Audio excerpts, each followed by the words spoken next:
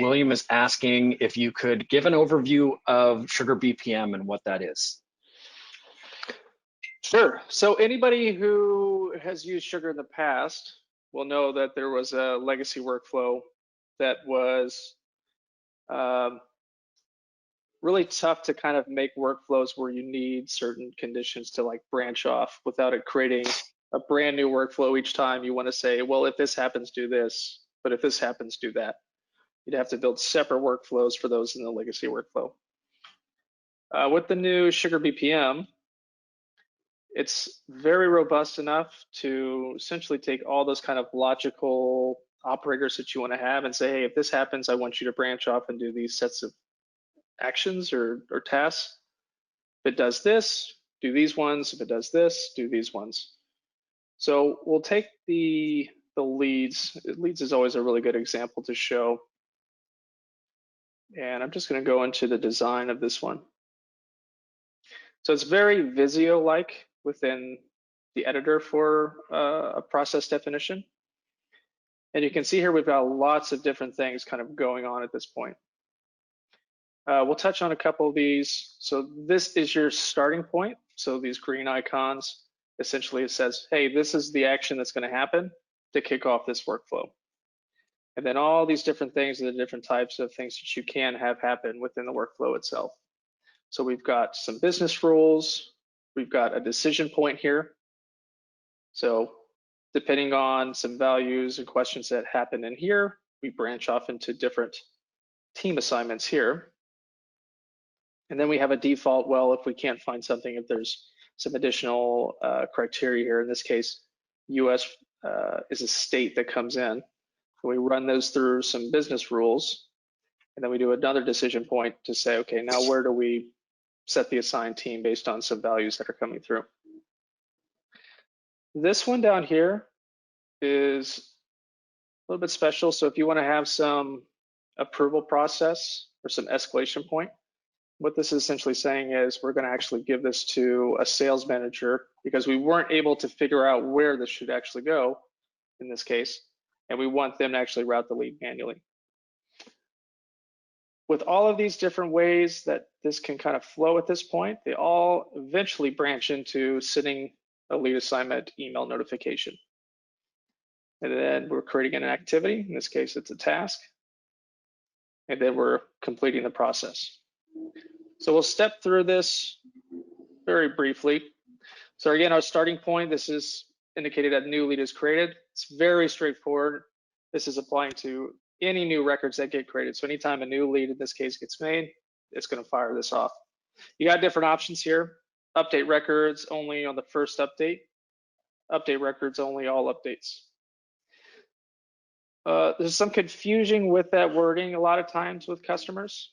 What this one says on the first update really means, hey, when the first time that this gets triggered, so your criteria was met on the update, it's only going to trigger that one time, and then it will not trigger again. If you wanted to always trigger, regardless of how many times the update happens and it keeps meeting the criteria, then you want to have the all updates be the one that you select here. So this one's really straightforward. All new records will go through this. Then it's going to go through our business rules, and there's a business rule that has been created called Global Territory Lead Routing. And all it's really doing is saying, hey, what is the country that this is coming from? And then it's setting a specific value that's going to then be passed now to our decision point for assigning a region. So based on what that kind of spits back out here through the business rules, we say, hey, is this Europe, Canada, Asia Pac, Latin America? So these values here, global territory assignment is equal to Europe. That's what the business rules, once it's looked at the country of the lead that's coming in, is going to set this value as. So if they have one of those, they go to one of these particular assignment actions here. So we'd update the assigned to on the record, set it to global in that case, Asia Pac, again, updating the assigned to on these records. Now, if it was a US country that a lead was coming in through, it's not going to find any of these. It's not going to meet anything in our business rules.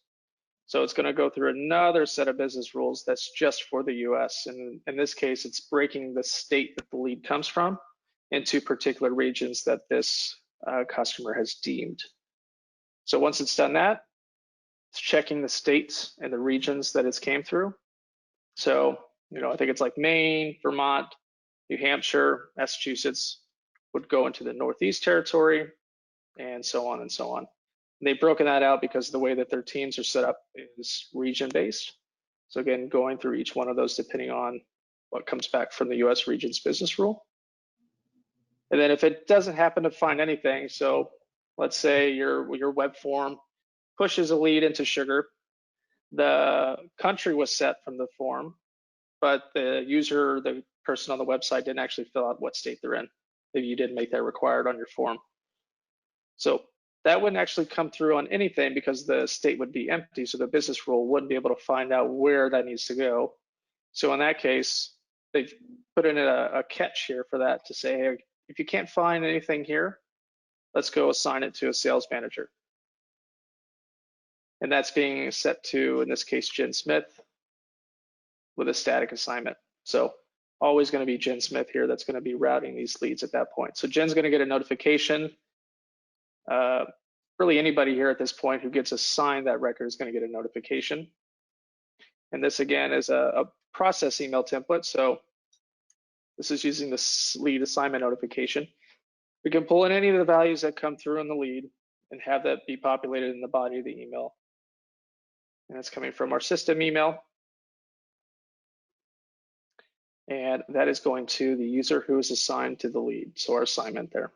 And we can CC or BCC anybody as well. So that's then going to go out, and then the system is going to go ahead and make an activity. In this case, it's a task that's going to be related to the lead. And we're setting the assigned to the record owner. In this case, we've got customer journey, so we could kick off a journey here as well. That's an important distinction for the customer journey plugin. It's not something to replace SugarBPM. It's something to enhance it. So you have a journey, you've got all your different activities and tasks and stages. You use the SugarBPM in conjunction with that to really kind of make it a fully automated kind of system for doing those journeys. So you don't have to have customers or users manually starting those themselves in the system. This seems like a very powerful tool to help organizations to automate processes that would generally be data entry type activities too, right?